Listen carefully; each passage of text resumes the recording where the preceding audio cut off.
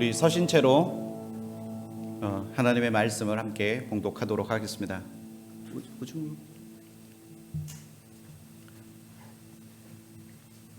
누가복음 8장 22절부터 25절까지입니다. 한 절씩 교독하도록 하겠습니다. 하루는 제자들과 함께 배에 오르사 그들에게 이르시되 호수 저편으로 건너가자 하심에 이에 떠나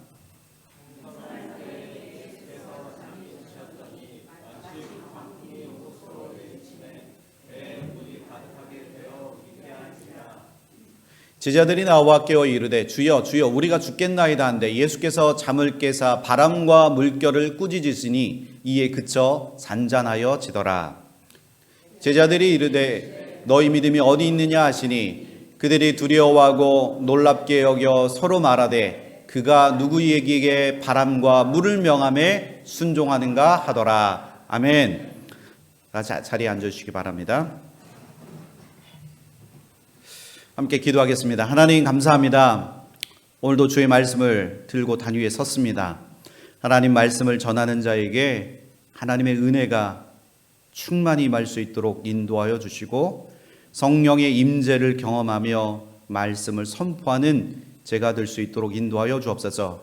또 말씀을 듣는 모든 성도들의 그 마음밭에 하나님 옥토밭이 되게 하여 주셔서 하나님 그 마음에 수많은 열매들이 맺혀 주의 복음을 들고 하나님 많은 사람들에게 귀한 복음을 증거할 수 있는 귀한 성도들 되게 하여 주옵소서. 하나님께서 우리 가운데 함께하여 주실 것들을 기대하고 소망하며 예수 그리스도의 이름으로 감사하며 기도합니다. 아멘. 네, 9월이 되었습니다. 9월인데 갑자기 좀 많이 더워져서 좀 그렇긴 한데 그래도 주변에 낙엽도 떨어지고 가을 분위기가 어느덧 조금 나는 것 같습니다. 좀 이른 추석 이른 가을이죠. 이번에 다음 주면 이제 또 한국 명절로 이제 추석도 있고 우리 모두에게 그런 풍성한 은혜가 저와 여러분들 가운데 함께 임하시기를 소망합니다. 오늘 말씀의 제목은 너희 믿음이 어디 있느냐라는 말씀의 제목으로 함께 이제 은혜를 나누려고 합니다. 성도 그리스도인이란 예수 그리스도를 주로 고백하며 살아가는 사람들을 말합니다. 그러므로 그와 더불어서 고난을 받고 또한 그의 영광에 참여하는 것을 꿈꾸며 살아가는 사람들, 그들을 성도, 그리스도인이라고 칭합니다. 이런 의미를 알고 살아가는 사람들은 우리 앞에 닥친 그런 어려움과 시련과 고난을 그래도 비교적 잘 이겨냅니다.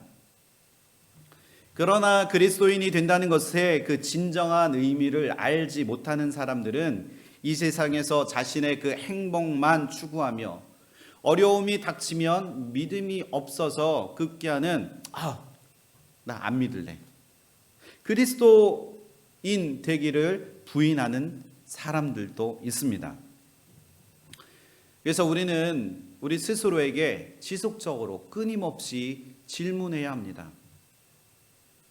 나는 왜 예수님을 믿고 있는가?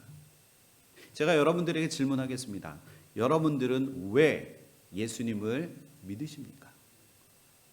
당신이 믿는 예수님은 당신에게, 여러분들에게 어떤 존재입니까? 우리가 이와 같은 그 질문에 있어서 스스로 나에게 질문해야 할 줄 믿습니다. 만약 당신이 이 세상에서 나의 행복만을 끊임없이 추구하고 나의 만족과 유익을 위해서 살아간다면 우리는 그를 진정한 그리스도인이라고 칭할 수 없게 됩니다. 예수 그리스도가 나의 주인이 되지 못한 사람은 아직 그리스도인이 아니라는 겁니다. 이런 사람은 시련이 다가오면 믿음이 무너지고 그래서 흔들릴 수밖에 없습니다. 사실 우리 주위에 이런 사람들을 우리는 교회를 다니는 사람들 중에도 이런 사람들을 찾아보는 것은 그리 어려운 일이 아니라는 겁니다. 어떤 사람들은 예수님을 믿으면 하는 일이 모두 잘 될 거라고 그렇게 알고 교회에 나왔는데 하는 일마다 되는 일이 없고 어떤 일만 생기면 결국에는 예수 그리스도를 믿지 않겠다고 거부하는 일이 교회를 다니는 사람들 중에도 많이 있다는 겁니다. 우리는 그런 사람들을 흔히 찾아볼 수 있습니다. 요한계시록 14장 12절 말씀에 성도들의 인내가 여기 있나니 그들은 하나님의 계명과 예수에 대한 믿음을 지키는 자니라 라고 요한계시록에 그렇게 기록하고 있습니다. 성도는 인내하며 믿음을 지켜내며 살아가는 자들인 줄 믿습니다. 우리 그 인생길 앞에 나 스스로 감당할 수 없는 일이 닥쳐오더라도 예수님만을 나의 주로 고백하시기를 소망합니다. 주님과 함께 이 고난을 받고 인내하며 믿음으로 영광에 참여하는 것을 감사하며 살아가는 저와 여러분들이 되기를 소망합니다. 오늘 말씀에 예수님은 성도된 우리가 풍랑이 일었을 때, 어려움을 겪게 될 때 어떻게 해야 하는지를 잘 말씀해 주고 있습니다. 풍랑이 있는 바다를 말씀으로 잠잠케 하시고 고난 중에 있는 그 제자들을 건지시는 그 예수님을 오늘 말씀을 통해서 볼 수 있습니다. 우리의 마음 안에 거친 풍랑을 잠잠케 하시는 분이 바로 예수 그리스도이심을 믿으시기를 축원합니다. 그런데 오늘 저 사진에서 그림에서 보듯이 오늘 이 풍랑에 있는 갈릴리 호수 이 바다에 지금 큰 문제가 일어났습니다. 누가복음 8장 22절 23절에 하루는 제자들과 함께 배에 오르사 그들에게 이르시되 호수 저편으로 건너가자 하심에 이에 떠나 행선할 때에 예수께서 잠이 드셨더니 마침 광풍이 호수로 내리침에 배에 물이 가득하게 되어 위태한지라. 아멘.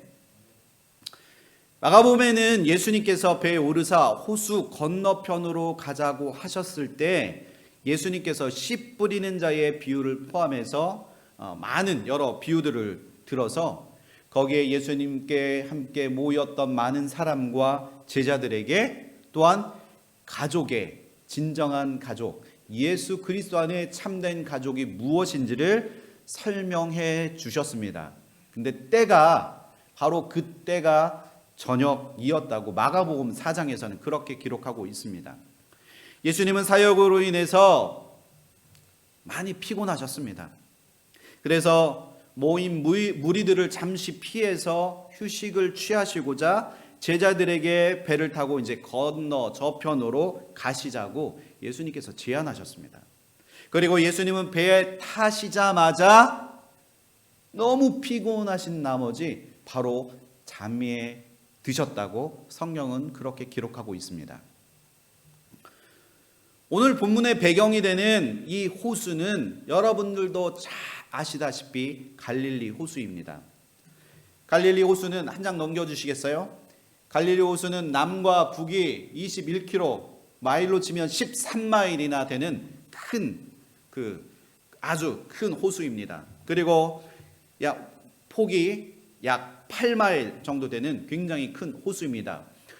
갈릴리 호수가 크다고 하는데 얼마나 큰 거야? 라고 생각하시는데 잘 생각이 안 나시면 이 3시간 위에 있는 미시간 호수를 생각하시면 됩니다. 보트들 많이 타보셨죠? 보트 타면 저 끝 반대편이 안 보일 정도로 큰 바다, 미시간 호수와 같은 그런 갈릴리 바다, 호수, 우리는 보통 호수라고 이야기하지만 너무나 커서 갈릴리 바다라고 그렇게 부르기도 합니다.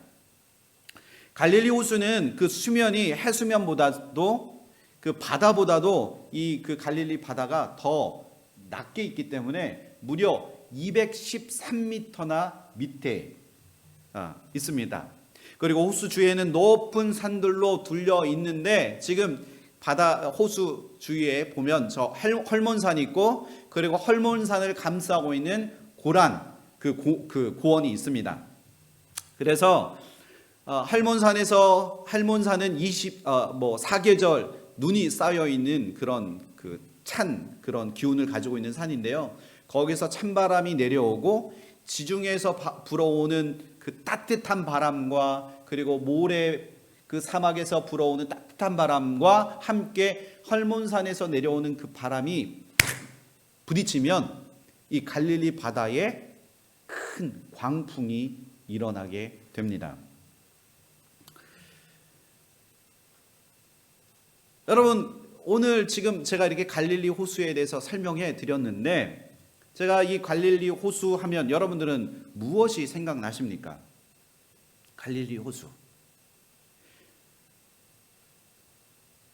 네, 예수님이 생각납니다. 네, 제자들이 어부였지 않나요? 라고 얘기할 수 있습니다. 예수님의 제자들은 평생 그곳에서 어부로 살아왔던 사람들이 좀 주로 많이 있었습니다. 그래서 그들은 이곳 갈릴리 바다에 대해서 너무 잘 알고 있었다는 것. 아마도 예수님께서 배를 타고 호수 건너편으로 가자고 하셨을 때 그 제자들에게는 호수를 건너는 것쯤이야 그냥 식은 죽 먹기로 그냥 어려운 일이 아니었을 것입니다. 그런데 오늘 제자들에게 어떠한 일이 일어나고 있습니까? 평소 만나고 싶지 않았던 그 광풍을 그들이 오늘 만나게 된 것입니다. 그들 대부분 이 갈릴리 호수, 이 바다에서 잔뼈가 굵은 그런 어부 출신들이었기 때문에 아마도 그들은 이 광풍을 여러 번 만나고 또 만나고 그것을 경험했을 것입니다. 그래서 그들은 자신들의 그 경험과 기술로 풍랑을 뚫고 나아가 보려고 그들은 안간힘을 쓰고 몸부림을 쳤을 것입니다. 여러분도 혹시 주일 아침에 이제 예배를 드리려고 이제 막 준비를 하시잖아요. 아침에 일찍 일어나면 기분 좋은 마음으로, 상쾌한 마음으로 오늘 교회에 나가야지. 근데 딱 주일에 아침에 눈을 떴는데 머리가 아파.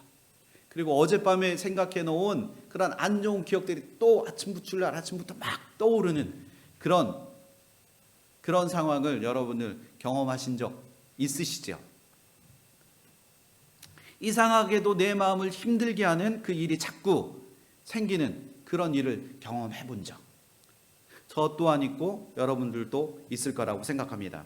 그래서 교회 가겠다고 마음을 먹었는데 갑자기 제 마음 안에, 우리 마음 안에 교회 가기 싫다. 교회 가면 이 사람도 만날 것 같고 이것도 목사님 설교도 긴데 그 듣는 것도 너무 지루하고 이것도 가야 되나 말아야 되나, 그러면서 내 마음 안에 자꾸 교회에 못 가겠다라는, 안 가겠다라는 그런 마음과 생각이 들 때가 있습니다. 그래서 교회 가려고 하는 그 순간 내 마음이 흔들려서 교회에 가는 것을 포기했던 적이 여러분들은 없으셨는지요? 그리고 더 이상 경험하고 싶지 않은 일들이 자꾸 나를 따라다닐 때도 있습니다. 평소처럼 행동하면서 태연하게 위기를 넘겨보려고 하는데 자꾸 이 문제들이 쉽게 해결되지 않고 오히려 더 문제가 커져서 교회에 나온 일이 수월하지 않을 때가 있습니다. 그때 여러분들은 어떻게 하십니까? 또한 우리가 경험하고 싶지 않은 많은 일을 당하고 있다면 우리는 그것을 이겨내 보려고 아무리 발버둥 치고 내 힘으로 그것을 도저히 감당할 수 없는 그 상황에 처해 있을 때 여러분들은 어떻게 하십니까? 나 몰라. 될 대로 되라지. 여러분 그렇게 그냥 주저앉아 버리고 계십니까? 누가복음 8장 24절에 제자들이 나와 깨어 이르되 주여 우리가 죽겠나이다 한데 예수께서 잠을 깨사 바람과 물결을 꾸짖으시니 이에 그쳐 잔잔하여지더라. 아멘. 예수님의 그 제자들은 주님께 죽겠다고 목 놓아 부르짖었습니다. 바람은 점점 더 거세지는데 파도는 더 거칠게 불어왔을 때 그들은 지금껏 쌓아왔던 자기들이 그동안 경험해왔던 모든 전문적인 그 지식과 경험도 모두 다 역부족이라는 것을 그들은 깨달았습니다. 자신의 힘으로는 도저히 감당할 수 없는 이 어려운 일 앞에 주님을 찾을 수밖에 없다는 것을 그들은 깨달았다는 겁니다.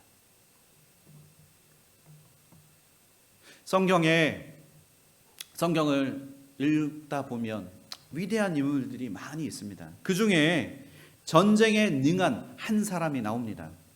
그는 하나님의 마음에 합한 사람, 하나님의 사람 다윗이었습니다. 성경에 그를 소개하기를 하나님의 마음에 합한 사람이었다고 다윗을 그렇게 소개합니다. 그런 다윗을 하나님께서 함께 하심으로 인해서 그가 나가는 그 전쟁마다 어떻게 됐죠? 승리하였습니다. 나가는 전쟁마다 하나님과 함께함으로 그에게 승리의 그 계가를 부를 수 있도록 하나님 그와 함께해 주셨다는 거예요. 사울은 천천히요, 다윗은 만만히로다. 사울이 싸워 이긴 그 승리한 전쟁보다도 다윗이 싸워 승리한 그 전쟁이 더 많을 정도로 하나님은 그와 늘 함께해 주셨습니다. 사무엘상 23장 1절 2절에 사람들이 다윗에게 이르되 보소서 블레셋 사람이 그 일날을 쳐서 그 타작마당을 탈취하더이다. 이에 다윗이 여호와께 묻자와 이르되 내가 가서 이 블레셋 사람들을 치리까? 여호와께서 다윗에게 이르시되 가서 블레셋 사람들을 치고 그 일날을 구원하라. 하나님께서 다윗에게 친히 말씀해 주셨습니다. 다윗은 수많은 전쟁 경험들이 있었지만 사무엘상 23장에서 기록하기를 그는 매일 습관처럼 반복적으로 그 모든 상황에 있어서 하나님 앞에 물었다는 겁니다. 아멘. 하나님, 지금 전쟁을 해야 할까요? 하나님, 제가 지금 그 일날을 친 그들에게 블레셋에게 찾아가 올라가서 하나님 제가 그들을 칠까요? 제가 올라가서 이 블레셋 사람들을 하나님 치면 하나님께서 나와 함께 해주시겠습니까? 라고 그는 끊임없이 하나님 앞에 물었다는 겁니다. 그는 자신의 그 경험을 의지하지 않았습니다. 반드시 전쟁에 나갈 때마다 하나님 앞에 묻고 기도하며 나아가서 하나님의 인도하심을 받음으로 늘 승리할 수 있었다는 사실입니다. 우리 앞에 어떤 어려움이 당한다 할지라도 우리가 우리의 마음과 생각으로 그것을 단독적으로 그냥 생각나는 대로 하는 것이 아니라 하나님 앞에 물으십시오. 하나님 앞에 기도하십시오.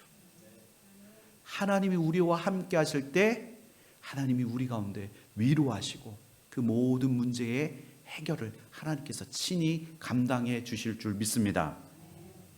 우리의 삶에도 다윗처럼 하나님을 의지하는 믿음이 우리 안에서 드러나야 합니다.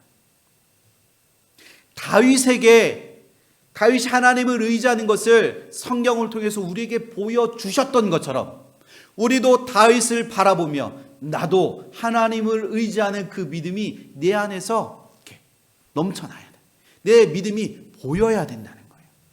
주님이 제자들에게 끊임없이 그들은 한 가족이고 예수가 그리스도이심을 그들에게 말씀해 주셨지만 그러나 그들은 어떠했습니까? 제자들은 예수님에 대해서 어떻게 생각했습니까? 예수님이 누구신지 그들은 아직도 예수님이 누구신지 제대로 알지 못했다는 겁니다. 그래서 제자들은 갈릴리 호수에 불어닥친 이 광풍 앞에 이제까지의 자기의 경험을 의지하고 자기들이 할 수 없다는 생각을 했기 때문에 예수님을 깨우지 않았다는 거예요. 그들이 할 수 그 바다를 건너는 것 그것을 자신들이 할 수 있다고 생각했기 때문에 예수님을 깨우지 않아도 된다고 그들은 그렇게 여기고 생각했다는 겁니다. 예수님은 피곤하셔서 배 타시자마자 곧장 잠이 드셨습니다. 그런데 우리가 생각해 봐야 할 것은 정말로 예수님은 그들의 그 다급한 소리를 전혀 듣지 않으셨을까요? 예수님은 그저 자신의 그 피곤함을 해결하시기 위해서 그 제자들이 지금 당면한 그 문제의 그 어려운 상황들을 예수님이 외면하고 계셨을까요? 우리가 처한 상황 가운데서도 하나님은 어디 있냐? 하나님이 내 기도 들으시냐? 우리가 그렇게 반문할 수도 있습니다. 하지만 예수님은 그 제자들의 그 어려운 상황에 눈과 귀와 그 모든 것을 닫고 깊은 잠에 빠지신 것이 아니라 예수님은 그들이 무엇을 필요로 하시는지 너무나 잘 알고 계셨다는 겁니다. 지난 월요일 여러분들 혹시 아실지 모르겠지만 오늘처럼 날씨가 비교적 낮에는 날씨가 괜찮았는데 갑자기 오후 한 5시부터 갑자기 날씨가 어두워지기 시작하더니 이제 비가 내리고 그리고 이제 밤에 잠을 자려고 할 그쯤에 천둥 번개가 치고 갑자기 막 썬더스톰이 와서 굉장히 이제 그 하늘이 굉장히 요란했었습니다. 이제 저희도 이제 자려고 이제 누웠는데 갑자기 아이들이 이제 그 천둥 번개 소리를 듣고 이제 저희 방에 찾아왔더라고요. 엄마, 아빠도 아니고 엄마 그렇게 계속 이렇게 부르더라고요. 근데 저희 아내가 이제 그 소리를 딱 듣고 엄마 하는 소리 왜 엄마를 부르는지 너무나 잘 알아서 그냥 일어나서 아이들 방으로 들어가더라고요. 그리고 우선 그 다음날 아침에 일어났습니다.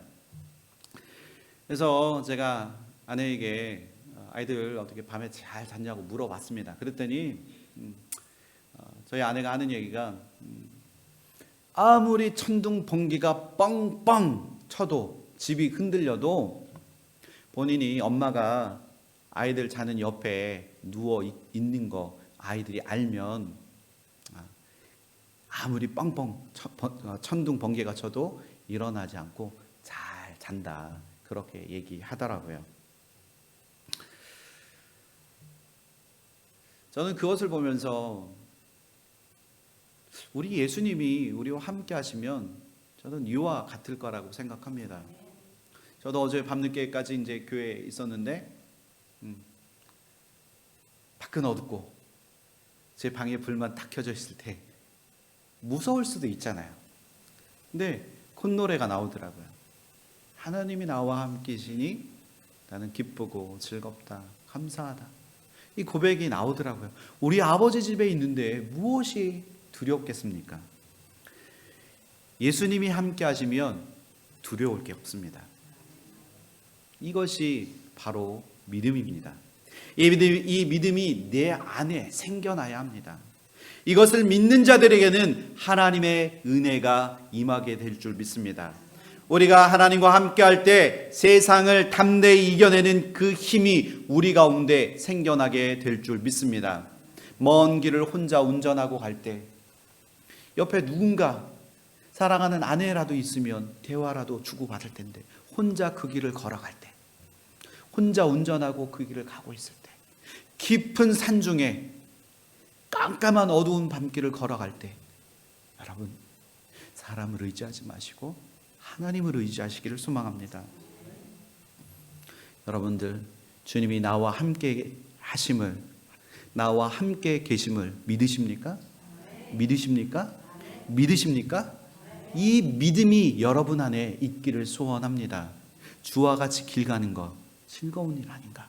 우리 주님 걸어가신 그 발자취를 나도 따라가겠네. 이런 믿음의 고백이 있게 되기를 소망합니다. 우리는 오늘 말씀을 통해서 알 수 있는 것이 있습니다. 그것은 예수님이 하자고 하신 그 일에도 풍랑은 일어나고 예수님이 타신 배에도 광풍은 밀어 닥친다는 것. 또한 배에 물이 가득 찰 수도 있다는 사실을 기억했으면 좋겠습니다.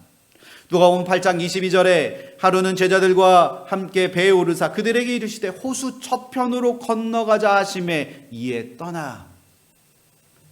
예수님이 친히 제자들에게 이곳에서 떠나 호수 저편으로 건너가자 하셨습니다. 제자들은 예수님의 말씀에 어떻게 했나요? 순종했습니다. 건너가자고 하니까 아무 토도 달지 않고 그들은 그저 순종했습니다. 그러나 예수님이 함께 하자고 하시는 그 일에도 사단의 방해와 시험이 있다는 것, 그리고 바람과 물결이 일어서 그 험난한 그 광풍이 일 수 있다는 것을 우리가 기억했으면 좋겠습니다. 하나님의 사역에도 이와 같은 어려움과 사단의 방해는 늘 따라올 수 있다는 겁니다. 우리가 교회에서 어떤 일을 감당함에 있어서도 좋은 일만 있으면 좋겠지만 그 가운데 어려움도 뒤따를 수 있다는 겁니다. 그 어려움을 우리가 어떻게 극복하고 그 어려움을 우리가 어떻게 이겨내냐 하는 것은 우리의 몫인 줄 믿습니다. 어떤 사람들은 예수님만 믿으면 무슨 손에 부적을 쥔 것처럼 전혀 어려움을 당하지 않을 것이라고 생각하고 그렇게 행동하는 사람들이 있습니다. 그러나 우리가 예수님을 믿고 섬긴다 할지라도 역시 우리 가운데 환난도, 우리 가운데 육신의 그 질병도, 그리고 우리 안에 그 어떤 어려움도 우리에게 때로는 찾아온다는 겁니다. 예수님이 친히 제자들과 함께 타신 그 배에도 풍랑이 일어났음을 여러분들 기억하시기를 소원합니다. 배에 물이 들어왔다면 예수님을 섬기는 우리 가정에도 풍랑이 일고 그리고 물이 들어올 수 있음을 우리는 꼭 명심하시기를 소망합니다. 예수를 섬기는 교회에도 예수님의 그 말씀을 선포하고 전하는 저에게도, 그리고 예수께 헌신된 여러분들, 집사님들에게도, 성도들에게도, 그리고 예수와 동행하는 여러분들의 가정에도 풍랑이 일 수 있다는 사실을 기억하시기를 소망합니다. 그러나 이것으로 끝나는 것이 아니라 그리스도인에게 있어서 이런 풍랑이 일 때 믿지 않는 자와 생각해 보면 다른 것이 있다면, 어려움에 처해 있을 때 세상을 의지하고 나의 경험을 의지하는 것이 아니라 우리의 모든 것 대신, 그리고 우리의 전부 대신 하나님을 의지하며 우리는 납작 엎드려져서 하나님 앞에 기도한다는 겁니다. 우리가 어려움을 당할 때 교만한 마음으로 내가 그것을 할 수 있다라고 여기고 생각하지 마시고 주님 앞에 엎드리십시오. 두 손을 무릎 꿇고 두 손을 높이 들고 나는 아무것도 할 수 없는 그 항복의 의미를 가지고, 하나님, 제가 두 손을 높이 들었습니다. 나의 기도를 들으시고 응답하여 주옵소서. 그래서 패트릭 이분은 이렇게 말합니다. 내가 일하면 내가 일을 하는 것이지만 내가 기도하면 하나님께서 일하신다. 저는 그렇게 믿습니다. 예수님을 통하여 예수님께서 친히 일하시도록 우리는 그 자리를 하나님께 내어드려야 합니다. 그러므로 풍랑이 있는 것은 기도하라는 하나님의 신호요, 사인인 줄 믿습니다. 예수님을 힘들어 깨워야 하는 바로 그 타이밍임을 우리가 기억하시기를 소망합니다. 이 신호를 무시하면 우리는 때로는 큰 위험을 당하기도 합니다. 풍랑을 만났을 때 제자들은 예수님을 흔들어 깨웠다는 사실을 여러분들 기억하시기를 소망합니다. 제자들이 말합니다. 주여, 주여, 우리가 죽게 되었사오니 이 풍랑 가운데 우리를 살려 주옵소서. 살려 주옵소서. 여러분들, 이게 기도입니다. 주님 앞에 자신이 할 수 없다는 것을 완전히 다 주께 고백함으로 주님 앞에 고백하는 것, 이것이 우리의 기도가 되어져야 할 줄 믿습니다. 아멘. 사랑하는 성도 여러분, 여러분의 가정에 지금 풍랑이 일고 있습니까? 예수님을 믿고 있는데 자꾸 시험이 들고 풍랑이 일고 있지는 않습니까? 그것은 바로 지금 깨어서 주님께 간절한 마음으로 기도하라는 신호인 줄 믿습니다. 때로는 여러분들 이런 경험도 하실 거라고 생각합니다. 밤에 자고 있는데 갑자기 눈을 딱 뜨고 시계를 봤는데 똑같은 시간. 그 다음날 자다가 눈을 떴는데 시계를 보니 또 똑같은 시간. 여러분들 그때 여러분들은 어떻게 생각하십니까? 그냥 에이 졸리니까 그냥 더 자야지 라고 생각하고 눈을 감고 그냥 잠을 청하십니까? 아니면 하나님께서 지금 나에게 뭔가 말씀하시고자 나를 깨워주시나 보다 라고 생각하십니까? 여러분들 그 신호를 무시하지 마시기를 소망합니다. 주님이 흔들어 깨우시는 것이라고 믿고 일어나서 두 손을 모아, 때로는 두 손을 높이 들고 하나님 앞에 기도해야 할 줄 믿습니다. 하나님과의 그 깊은 교제와 그 기도를 통해서 예수 그리스도의 이름으로 여러분들 선포하십시오. 악한 것들은 떠나갈지어다. 풍랑을 잠잠케 하신 그 예수 그리스도의 능력으로 마귀는 떠나갈지어다. 모든 일을 새롭게 하시는 주님의 능력을 이 시간 믿습니다. 하나님, 나를 새롭게 하여 주옵소서. 나를 정결케 씻어 주옵소서. 나를 주님의 그 보혈로 씻어 주시고 주님 앞에 믿음으로 나아가는 저의 이 믿음을 주님 받아 주옵소서. 그렇게 기도해야 할 줄 믿습니다. 여러분들 지난주 제가 말씀드렸던 지난주 저의 형이 겪은 그 사고를 제가 이야기해 드렸습니다. 한 번도 아니고 두 번의 큰 사고를 통해서 사단은 그 형을 하나님을 예배하는 일을 방해하도록, 예배하지 못하도록 끊임없이 방해했습니다. 주님은 그런 형을 기다리고 또 기다려 주셨다. 결국 잘못된 열심으로 주일에도 쉬지 않고 일한 그 형은 결국 큰 사고를 당하게 됩니다. 첫 번째 사고는 그래도 비교적 가벼운 것이었지만 두 번째 사고를 통해서 그 형이 큰 풍랑을 경험하게 하시고 그것을 통해서 오히려 주님께 돌아오도록 하나님은 형의 영혼을 흔들어 깨워 주셨습니다. 주님을 의지하고 예배하는 것이 얼마나 중요한 것인지를 형은 그 순간 깨달아 알게 되었다는 겁니다. 그때 기도하며 두 손 들고 주님 앞에 나아갈 때 우리는 하나님께서 우리에게 허락하신 그 생명을 보존받게 될 줄 믿습니다. 제자들은 자기들이 해볼 대로 해보다가 결국 예수님을 깨웠습니다. 제자들은 자기들의 그 지금까지의 모든 그 경험을 총동원해서 살아남고자 안간힘을 쓰고 그리고 몸부림을 쳤습니다. 그러나 아무리 해봐도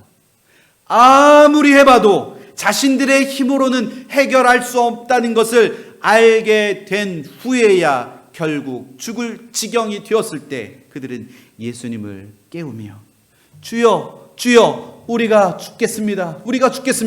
그렇게 그들은 예수님 앞에 고백했다는 사실을 기억했으면 좋겠습니다.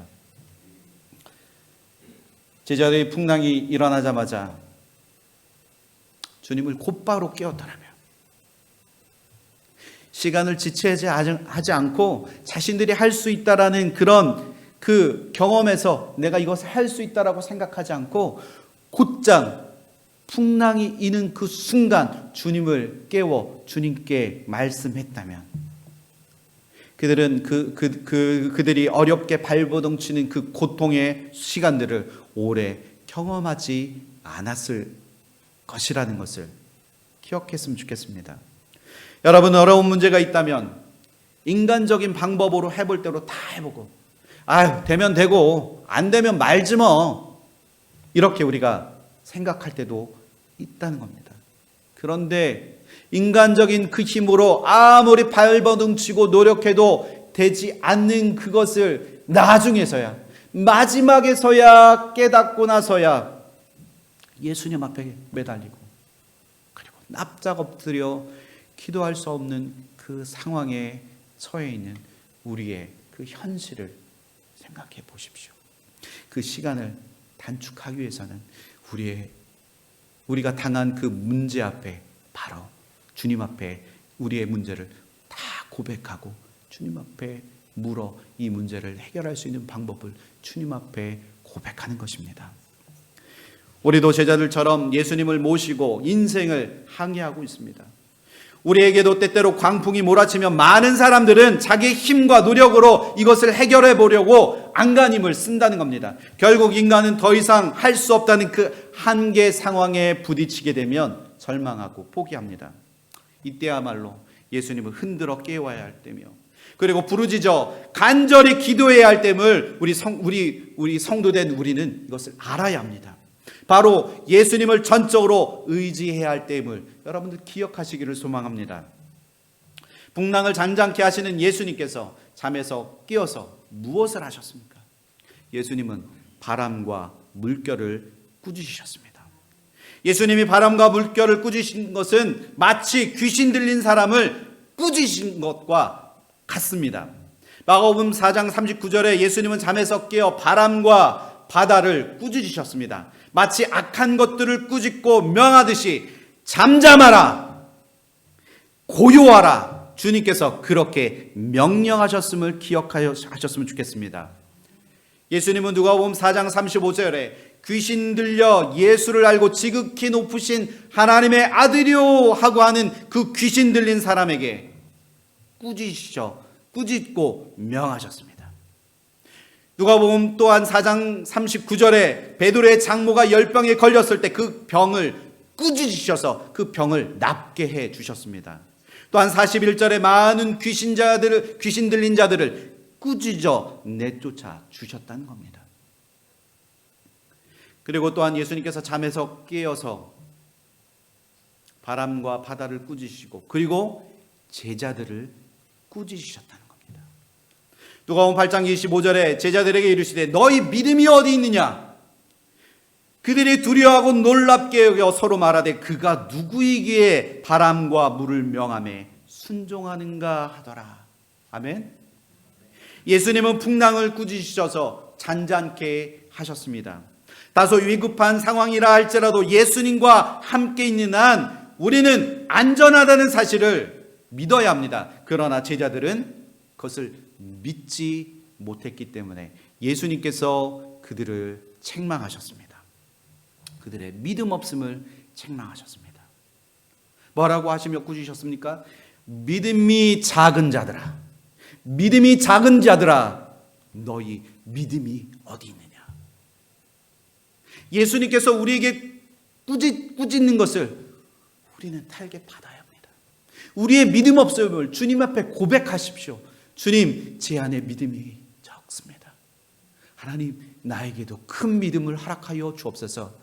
나에게도 큰 믿음을 허락하여 주시고 주님을 믿음으로 이 풍랑을 능히 이겨낼 수 있는 그 믿음을 나에게도 허락하여 주옵소서. 그런 믿음이 우리 가운데 있기를 소망합니다. 제자들의 모습을 보십시오. 지금 예수님은 그 풍랑이 있는 상황 속에서도 권히 잠을 자고 계십니다. 그러나 그 대조적으로 제자들의 모습을 상상해 보십시오. 너무나 대조적인 모습이 바로 제자들의 모습입니다. 제자들은 예수님께서 그동안 그들에게 보여주신 수많은 기적과 이적들을 보았습니다. 그렇다면 예수님이 누구신지 그 존재를 믿었다면 오늘 이 상황을 겪고 있는 그 제자들에게 이 풍랑은 그저 지나가는 것쯤으로 여기고 생각해서 그냥 믿음으로 그 항해해서 예수님께서 말씀하셨던 그 그 건너편에 안전하게 닿을 수 있었다는 겁니다. 지금 우리의 모습은 어떻습니까? 우리의 모습은 어떻습니까? 제자들처럼 풍랑이 일어 죽을 것 같다. 지금 두려움에 벌벌 떨고 있지는 않습니까? 사랑하는 성도 여러분, 여러분들에게 예수님은 과연 어떤 분이십니까? 예수님을 믿으십니까? 예수님을 신뢰하십니까? 예수님이 나의 구원자 되심을 믿음으로 그렇게 고백하셨습니까? 예수님은 죄 많은 여인들의 죄를 사해 주시고 또한 우리 죄를 사해 주셨습니다. 죽은 자를 살려 주시며 수많은 병을 고쳐 주신 분이 주 예수 그리스도이심을 믿으시기를 소망합니다. 오늘 풍랑이 있는 이 바다를 꾸짖어 잔잔케 하신 분, 그분이 우리의 창조주 되신 예수 그리스도이심을 믿으시기를 소망합니다. 믿음이 작은 자가 되지 않고 믿음 있는 자가 되시기를 소망합니다. 우리의 구원자 되신 주님을 모시고 사는 저와 여러분들에게는 광풍이 일고 폭풍이 몰아 닥칠 수도 있습니다. 그때마다 주저하지 마시고, 그때마다 나의 연약함들을 주님 앞에 고백하시고, 주여, 주여, 우리가 죽겠습니다. 믿음으로 이 광풍을 이겨내는 그 힘을 나에게 허락하여 주옵소서. 우리 가정에 임하는 여러 가지 많은 문제들, 하나님 이겨내게 하여 주옵소서. 믿음으로 이것을 이겨내게 하여 주옵소서. 아픔이 있는 자들에게 하나님 치유의 능력을 발하여 주시고, 우리 가정 가운데 어려움에 처해 있는 모든 상황들을 주님 앞에 다 고백하십시오. 그때 주님께서 들으시고 친히 일하시고 움직이시며 말씀하시고 우리의 그 모든 문제를 해결해 주실 분, 바로 예수 그리스도이심을 믿으시기를 축원합니다. 기도하시겠습니다.